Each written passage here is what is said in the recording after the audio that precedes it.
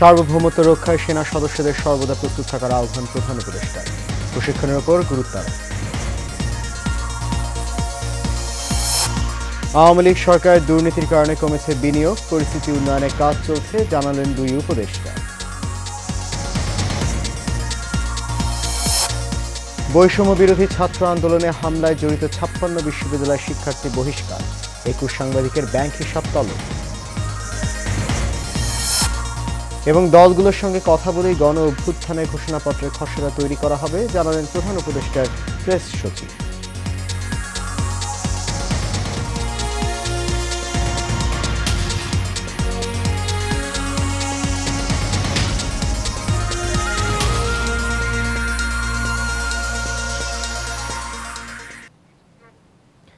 সবাইকে স্বাগত জানাচ্ছি এশিয়ান প্রাইম নিউজে। আপনাদের সাথে আছি আমি সৈয়দ মাহিউজ্জামান মুখর। শুনছেন বিআরবি কেবল ইন্ডাস্ট্রিজ লিমিটেড সংবাদ শিরোনাম। যাচ্ছে পুরো খবরে। প্রধান উপদেষ্টা ডক্টর মোহাম্মদ ইউনূস বলেছেন, দেশের সার্বভৌমত্ব রক্ষায় সর্বদা সেনা সদস্যদের প্রস্তুত থাকতে হবে। এর জন্য আভিযানিক দক্ষতা, সাহসিকতা ও পেশাদারিত্ব অর্জনে সেনা সদস্যদের প্রশিক্ষণ হতে হবে বাস্তবসম্মত।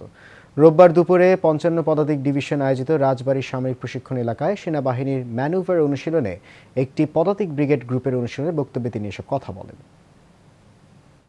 মূল লক্ষ্যই হলো বিজয়ী হওয়া, দেশকে রক্ষা করা সকল পরিস্থিতিতে। বলা যাবে না এটা এখন বর্ষার দিন, এখন আর পারবো না, এখন বেশি গরম, এটা পারা যাবে না, বলার উপায় নাই। যে কোনো মুহূর্তে যে অবস্থায় আছে না কেন প্রয়োজনে যুদ্ধে ঝাঁপিয়ে পড়তে হয় পূর্ণ সাহস এবং পূর্ণ প্রস্তুতি নিয়ে। বিগত সরকারের দুর্নীতি ও নীতিগত ভুল সিদ্ধান্তের কারণে দেশে বিনিয়োগ কমেছে বলে জানালেন অর্থ উপদেষ্টা ডক্টর সালেউদ্দিন আহমেদ। আর বিদেশি বিনিয়োগ বান্ধব পরিবেশ নেই এমন সত্য স্বীকার করে পররাষ্ট্র উপদেষ্টা তৌহিদ হোসেন বলেন, বিনিয়োগকারীদের সঠিক পরিবেশ দিতে সরকার বদ্ধপরিকর। অন্যদিকে সৌদি রাষ্ট্রদূত ইসা আল দোহাইলাম বলেন, বাংলাদেশে তেল রপ্তানির হাব গড়তে চান সৌদি। সকালে সৌদি বাংলাদেশ অর্থনৈতিক সম্পর্ক নিয়ে এক সেমিনারে এসব কথা বলেন তারা। বিস্তারিত নূর মোহাম্মদ ভূঁইয়ার রিপোর্টে। সৌদি বাংলাদেশ অর্থনৈতিক সম্পর্ক নিয়ে সেমিনারের আয়োজন করে পররাষ্ট্র মন্ত্রণালয়। এতে যোগ দিয়ে সৌদি রাষ্ট্রদূত ইসা আল দোহাইলাম বলেন, কেবল জনশক্তি রপ্তানিতে নয়, বাংলাদেশ তেল রিফাইনারি কারখানা করে পূর্ব দক্ষিণ এশিয়ার বাজারে তেল রপ্তানির হাব গড়তে চায় Saudi Arab. Actually, Bangladesh is a green field for investors and for companies from Saudi Arabia and from all the companies and countries all over the world. Bangladesh will graduate from LDC on 2026, so next year inshallah, and it will be a development country. And this came after a huge and a very critical journey to achieve this achievement. And Saudi Arabia will always stand and support Bangladesh. সেমিনারে অর্থ উপদেষ্টা doctor Salauddin Ahmed বলেন, শুধু দুর্নীতি নয়, বাংলাদেশ অতীতে পলিসিগত নানা ভুল সিদ্ধান্তের কারণে বিনিয়োগ বাড়েনি। Same is true with the Korean. Samsung came, and they are also not welcome. They went to Vietnam, and they are exporting more than $50 billion. আর আমাদের দেশে স্যামসাংকে এয়ারপোর্ট থেকে তাড়িয়ে দিলেন, and what happened. So these are the policies, and in fact I sometimes, because I was at what time the governor of the central bank, there are a lot of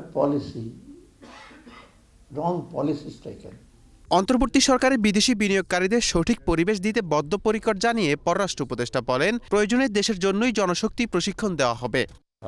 I can assure the ambassador that the present government is definitely poised towards very positively towards this, and we are trying to make things really easy for the investors to come in. We have changed we have put in a very young and dynamic person as the chairman of BIDA, and I think the next time the Saudis come, so the entrepreneurs come here, they will find a much better atmosphere and much better welcome than they have received in the past.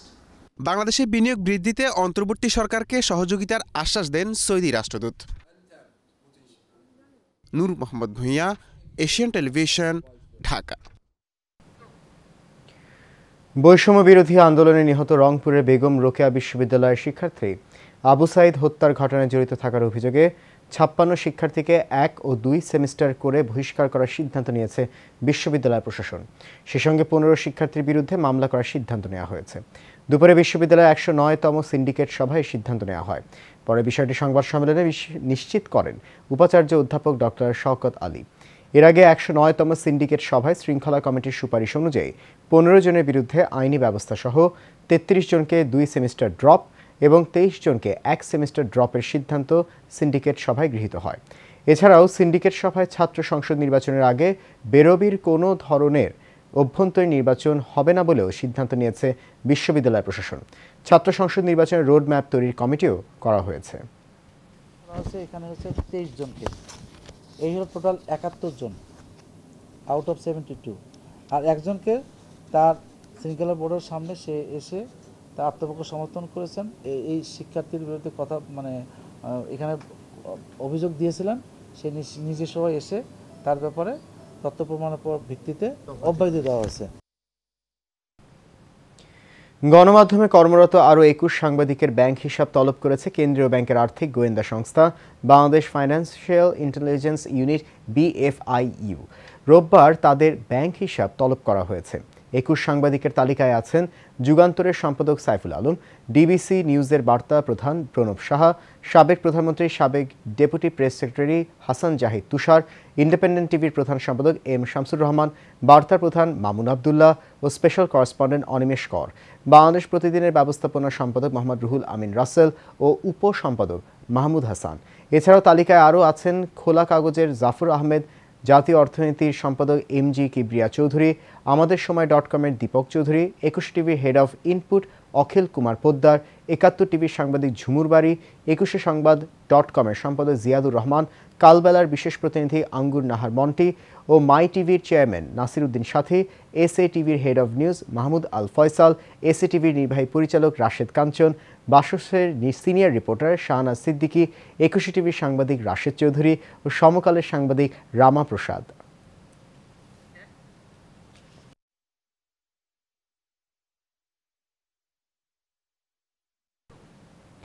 রাজনৈতিক দলগুলোর সঙ্গে কথাবার্তা বলে সেই আলোকে সরকার জুলাই গণ অভ্যুত্থানের ঘোষণাপত্রের খসড়া তৈরি করবে বলে প্রধান উপদেষ্টা প্রেস সচিব শফিকুল আলম জানিয়েছেন। রোববার সন্ধ্যায় রাজধানীর ফরেন সার্ভিস একাডেমিতে সংবাদ ব্রিফিংয়ে তিনি কথা বলেন। শফিকুল আলম বলেন, জুলাই ঘোষণাপত্র নিয়ে কথাবার্তা হচ্ছে এবং এটি নিয়ে কাজ হচ্ছে। এটি নিয়ে সামনে রাজনৈতিক দলগুলোর সঙ্গেও কথাবার্তা হবে, সেই আলোকেই খসড়া হবে। তারা আশা করছেন এই নিয়ে সামনে আরও অগ্রগতি দেখা যাবে। তবে রাজনৈতিক দলগুলোর সঙ্গে কবে আলোচনা হবে সে বিষয়ে এখনও সুনির্দিষ্ট তারিখ ঠিক হয়নি বলে জানান প্রেস সচিব।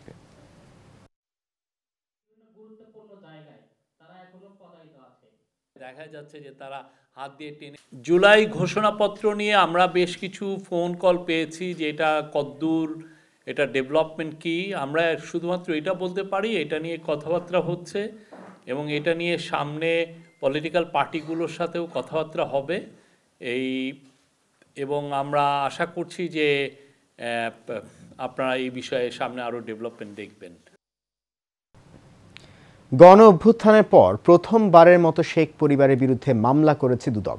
আসামি সাবেক মেয়র ফজলে নূর তাপস ও তার স্ত্রীর বিরুদ্ধে 570 কোটি টাকার অস্বাভাবিক লেনদেন, 9 লাখ মার্কিন ডলার পাচার এবং প্রায় 80 কোটি টাকার অবৈধ সম্পদের প্রমাণ পেয়েছে সংস্থাটি। এদিকে প্রশ্ন ফাঁসে জড়িত PSCর গাড়ি চালক সৈয়দ আবেদ আলী সহ তার পরিবারের বিরুদ্ধে 3টি মামলা করেছে সংস্থাটি। দুদক বলছে তাপস সহ পলাতকদের ফিরিয়ে আনতে আইনি পদক্ষেপ নেবে তারা। ওয়ালিদ সিদ্দিকীর রিপোর্টে দেখুন বিস্তারিত। বেসিক ব্যাংকের মামলায় দুদকের নিষ্ক্রিয়তার অভিযোগ তুলে তৎকালীন চেয়ারম্যানের পদত্যাগের দাবি জানিয়েছিলেন ঢাকা সিটি কর্পোরেশনের সাবেক মেয়র ব্যারিস্টার ফজলে নূর তাপস। সময়ের পথ পরিক্রমায় সেই দুদকের মামলায় ফাঁসলেন শেখ পরিবারের এই সদস্য। প্রভাবশালী এই নেতা ও তার স্ত্রীর বিরুদ্ধে দুদকের অনুসন্ধানে উঠে এসেছে প্রায় 9 লাখ মার্কিন ডলার পাচারের তথ্য। এছাড়া স্ত্রী সহ তাপসের বিরুদ্ধে ব্যাংকে 570 কোটি টাকার অস্বাভাবিক লেনদেন ও প্রায় 80 কোটি টাকার অবৈধ সম্পদের প্রমাণ মিলেছে। এ ঘটনায় পৃথক 2টি মামলা করেছে দুদক। অভিযোগ সংশ্লিষ্ট শেখ ফজলে নূর তাপস 5,17,527 মার্কিন ডলার অস্বাভাবিক লেনদেনের মাধ্যমে অপরাধলব্ধ অবৈধ অর্থ গোপন ও আড়াল করার উদ্দেশ্যে জ্ঞাতসারে হস্তান্তর ও স্থানান্তর করে দুর্নীতি দমন কমিশন আইন 2004-এর 27-1 ধারা, মানি লন্ডারিং প্রতিরোধ আইন 2012-এর 4-এর 2 ধারা এবং দুর্নীতি প্রতিরোধ আইন 1947-এর 5-এর 2 ধারায় শাস্তিযোগ্য অপরাধ করায় তার বিরুদ্ধে একটি মামলা রুজু করা হয়েছে। এদিকে প্রশ্ন ফাঁসের ঘটনায় গ্রেফতার পিএসসির সাবেক গাড়ি চালক সৈয়দ আবেদ আলী জীবন, তার স্ত্রী ও ছেলের বিরুদ্ধে পৃথক 3টি মামলা করেছে দুদক। তাদের বিরুদ্ধে প্রায় 5.5 কোটি টাকার অবৈধ সম্পদ ও প্রায় 46 কোটি টাকার সন্দেহজনক লেনদেনের প্রমাণও মিলেছে। সৈয়দ আবেদ আলী জীবন, গাড়ি চালক, বাংলাদেশ সরকারি কর্ম কমিশন, ঢাকার বিরুদ্ধে সরকারি কর্মচারী হিসাবে অপরাধমূলক অসৎ আচরণ এবং ক্ষমতার অপব্যবহারের মাধ্যমে জ্ঞাত আয়ের উৎসের সাথে অসঙ্গতিপূর্ণ দুর্নীতি ও ঘুষ সংগঠনের মাধ্যমে প্রাপ্ত অর্থ বা সম্পত্তির অবৈধ উৎস গোপন বা আড়াল করার উদ্দেশ্যে স্থানান্তর, রূপান্তর এবং হস্তান্তর করার অপরাধে একটি মামলা রুজু করা হয়েছে। অভিযুক্তদের বিরুদ্ধে তদন্তে আরও সম্পদের তথ্য মিললে চার্জশিটে অন্তর্ভুক্ত করা হবে বলেও জানান সংস্থাটির মহাপরিচালক। Walid Siddiqui, Asian television, Dhaka.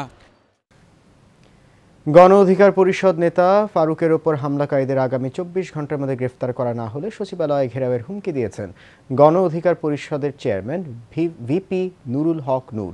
বিকেলে রাজধানীর শহীদ মিনারে গণ অধিকার পরিষদের সহ সভাপতি ফারুকের উপর হামলার প্রতিবাদে এই বিক্ষোভ সমাবেশ অনুষ্ঠিত হয়। এ সময় ভিপি নূর বলেন, এই হামলা পূর্ব পরিকল্পিত, ছাত্রদলের উপর দায় চাপানোর জন্য চেষ্টা চলছে।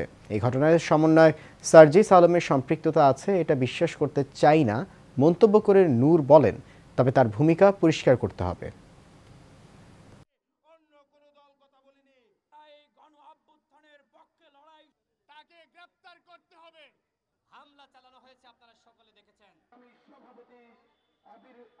আগামী 24 ঘন্টার মধ্যে আমরা অ্যাকশন দেখতে চাই, অন্যথায় আপনাদের উপরে কিন্তু আমরা আস্থা রাখবো না।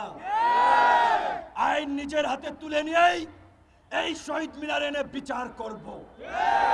ওরা নাকি ক্ষমা চেয়েছে, এইভাবে সিনেমা স্টাইলে মেরে ক্ষমা চাইলে ক্ষমা হবে না, হবে না। দেশের চিকিৎসা সেবা, শিক্ষার মান উন্নয়ন এবং আন্ত ক্যাডার বৈষম্য নিরসনে সহকারী অধ্যাপক পদে পদোন্নতিতে যোগ্য চিকিৎসকদের মূল্যায়ন লক্ষ্যে মতবিনিময় সভা অনুষ্ঠিত হয়েছে। ঢাকা রিপোর্টার্স ইউনিটিতে এই সভায় ছাত্র জনতার অভ্যুত্থানের কথা উল্লেখ করে বক্তারা বলেন, দেশের ক্রান্তিকালীন সময়ে সবচেয়ে বেশি পরিশ্রম ও সততা নিয়ে মানুষের পাশে থাকেন চিকিৎসকরা, কিন্তু গত এক দশকেরও বেশি সময় ধরে নিগৃহীত হচ্ছেন এই চিকিৎসকেরাই। অনুষ্ঠান থেকে আন্ত ক্যাডার পদোন্নতিতে বৈষম্য দূর করার জন্য দ্রুত পদক্ষেপ নিতে আহ্বান জানান স্বাস্থ্য মন্ত্রণালয়ের প্রতি।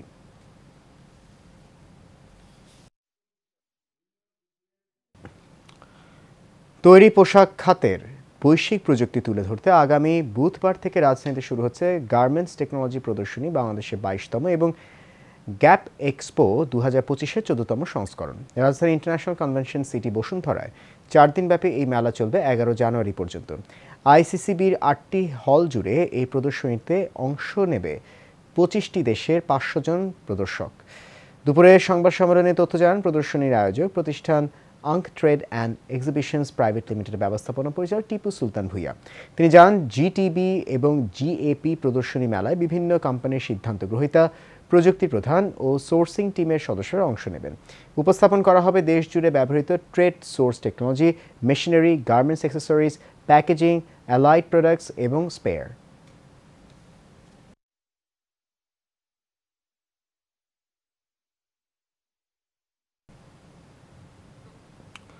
বাংলাদেশের বাজারে নতুন 2025 সিরিজের কেলভিনেটর এসি, ফ্রিজ ও ওয়াশিং মেশিন নিয়ে এসেছে র্যাংস ইলেকট্রনিক্স। সনি র্যাংস নামে বহুলভাবে পরিচিত প্রতিষ্ঠান র্যাংস ইলেকট্রনিক্স লিমিটেড আজ নতুন এই সিরিজের কেলভিনেটর এসি, ফ্রিজ ও ওয়াশিং মেশিনের বাজারজাত ঘোষণা করল। র্যাংস ইলেকট্রনিক্সের ম্যানেজিং ডিরেক্টর একরাম হোসেন অনুষ্ঠানে উদ্বোধন করেন। এ সময় র্যাংস ইলেকট্রনিক্স লিমিটেডের বিভিন্ন বিভাগীয় কর্মকর্তাবৃন্দ, ডিলার, ব্যবসায়ী পার্টনার, লাইফ টাইম কাস্টমার ও গণ্যমান্য ব্যক্তিরা উপস্থিত ছিলেন।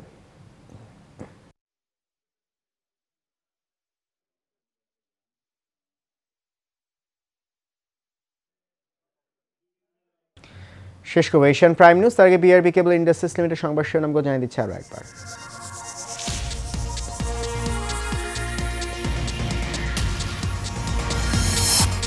সার্বভৌমত্ব রক্ষায় সেনা সদস্যদের সর্বদা প্রস্তুত থাকার আহ্বান প্রধান উপদেষ্টা। প্রশিক্ষণের উপর গুরুত্ব আরোপ। আওয়ামী লীগ সরকারের দুর্নীতির কারণে কমেছে বিনিয়োগ, পরিস্থিতি উন্নয়নে কাজ চলছে জানালেন দুই উপদেষ্টা। বৈষম্য বিরোধী ছাত্র আন্দোলনে হামলায় জড়িত 56 বিশ্ববিদ্যালয় শিক্ষার্থী বহিষ্কার, 21 সাংবাদিকের ব্যাংক হিসাব তলব।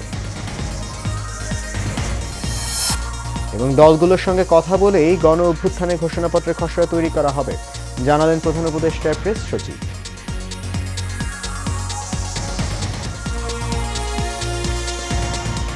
এশিয়ান প্রাইম নিউজ এ পর্যন্ত। আমাদের পরবর্তী আয়োজন দেখার আমন্ত্রণ রইল। এতক্ষণ সঙ্গে থাকার জন্য ধন্যবাদ সবাইকে। শুভরাত্রি।